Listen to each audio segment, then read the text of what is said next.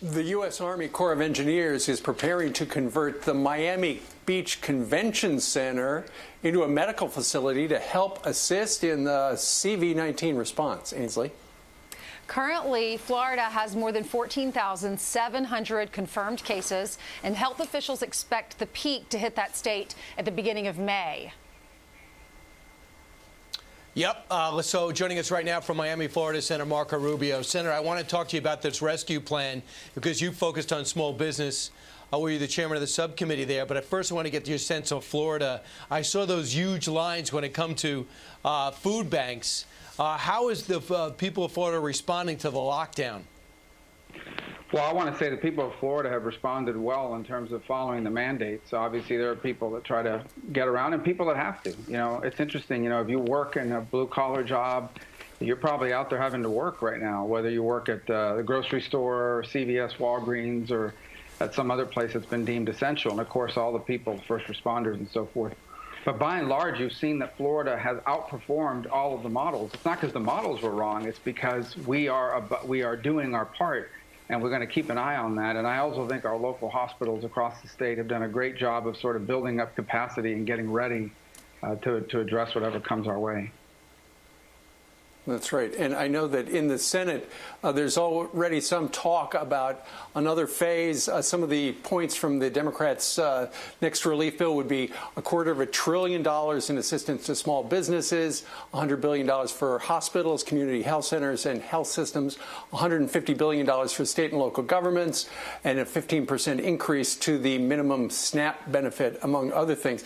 And one interesting thing that Senator Chuck Schumer suggested, Senator, is for up to $25,000 hero pay, essentially, for the people on the front lines, whether they are nurses or truckers or grocery store clerks, somehow the government compensating them for essentially putting their lives at risk every day when they go to work. What do you think of that idea? Well, the way I think we should approach this is we need to bifurcate this into two pieces. The first is sort of what do we need to do to build on what we've already passed. So, for example, the Small Business Fund, despite some early glitches, is already at $66 billion have already been committed. So it's moving very quickly. There's tremendous demand. So that's why there's going to be an effort tomorrow to try to come in and add some funds to that. So building on what we've done, adding to what we've already done and passed. The second is a recovery bill. There's a relief and then there's recovery. And I think for recovery, some of them are deeper, more systemic reforms than we want to see, things like our supply chains and industrial capacity as a country on industries that are essential. And then maybe some of the things that you've mentioned. Look, these people that are out there every day that are delivering goods, we've had a run on paper towels, not just toilet paper, paper towels. And so those truckers that are making those long hauls overnight to get not just paper towels, but food and things like that into our grocery stores, not to mention our doctors and nurses who are doing a phenomenal job on the front lines. I'm all for doing positive things to help them after this very difficult circumstance. I think that, of course, is going to require a little bit more thought and maybe being able to bring Congress together to work through it. So I'm not saying no to any of these things. I'm just saying that those things are new and will require some more thought. And it's hard to do that right now because we're not in session. We don't know when we will be. Yep. Senator, the president is slamming the World Health Organization. I'm sure you know that. He says they've been routinely wrong. He said they were strongly against the travel ban back in January. He says that everything is positive toward China. They're not giving us the right information, and that the U.S. is the primary funder of that organization. We give the most money, but yet we don't get the most help, he says. So he's talking about cutting funding. Lindsey Graham says he's definitely going to do that. What do you say? Well, a couple things. On the World Health Organization, let's remember that on the front lines, they have people all over the world that are doing a phenomenal job in terms of epidemiologists that are doing research and so forth. Our problem's with the leadership because the World Health Organization serves an important purpose. Unfortunately, it has been politicized. China has undertaken an effort over the last 15 years to sort of infiltrate and exert influence over international organizations at the UN and, of course, the World Health Organization. And what you saw early on in this pandemic is they went to China and came out saying that China's doing a great job, everything they're saying is true, and then condemning not just the U.S., but also condemning any country that considered bans on travel from or to China. And there's evidence of that it's been politicized, that the World Health Organization at its leadership level was politicized by Chinese influence and Chinese money. And that's unfortunate, because that organization should not be political and should not be making public health pronouncements under duress from any country in the world. It should be making those pronouncements on the basis of medical science. And so I have deep concerns about it, and that's why, I hope that at a minimum we can get the leader of that organization to resign, because he's definitely been politicized. Senator, every time I get started every sentence over the last few weeks with unprecedented, one of which was the $2.2 trillion plan to keep people in their jobs and businesses that aren't working funded. So part of the plan that you helped put together on small business, in some cases, is not functioning yet. Number one is when these people come in, if they can't retain their workforce at 75%, they won't be eligible to make that loan a grant. And if their people don't come back, it's out of their control. And number two is when you're done paying for your payroll, you don't have enough money to pay for your lease and your rent. So would you be revisiting some of that for these higher priced cities like Los Angeles and New York and maybe even Miami? Yeah, potentially. But right now what we need to do is more funds just to be able to get them out the door, because there's been a very strong demand for it. Look, a couple points to make. Number one, yes, I think I fully understand that people out there are desperate and want this to work. So do I.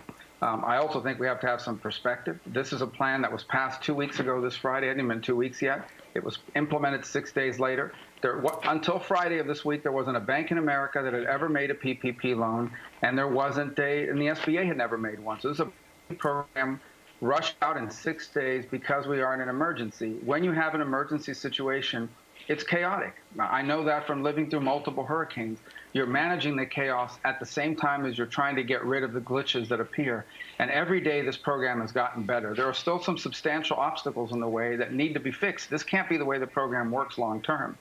As far as the payroll is concerned, the point of the program, that's why it's called the Paycheck Protection Act, is to get money into the hands of small business so they can continue to pay their employees even if the business is not opening and running.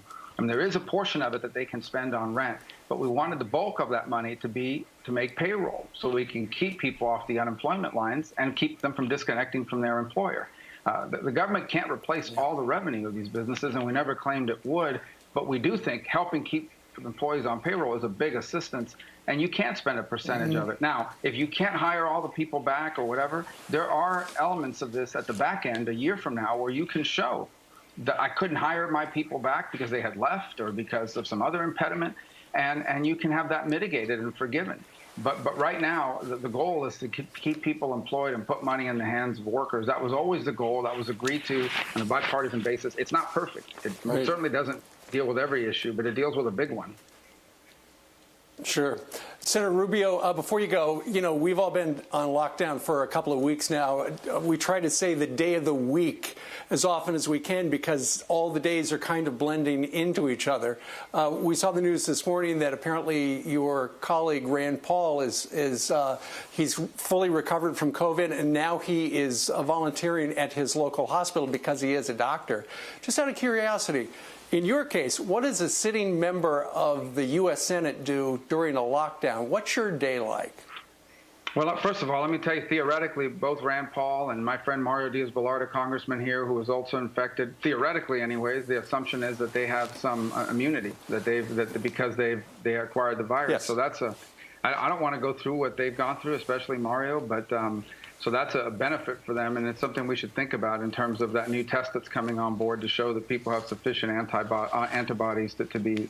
But our basic day starts early with some media hits, and then I spend all day, probably 8 to 10 hours a day, either doing a series of conference calls or webinars with different groups in Florida and across the country. Yesterday, I talked to the Florida bankers, the National Bankers Association, and then a lot of phone calls with folks in the administration. I'll be speaking to the FDIC today about the program.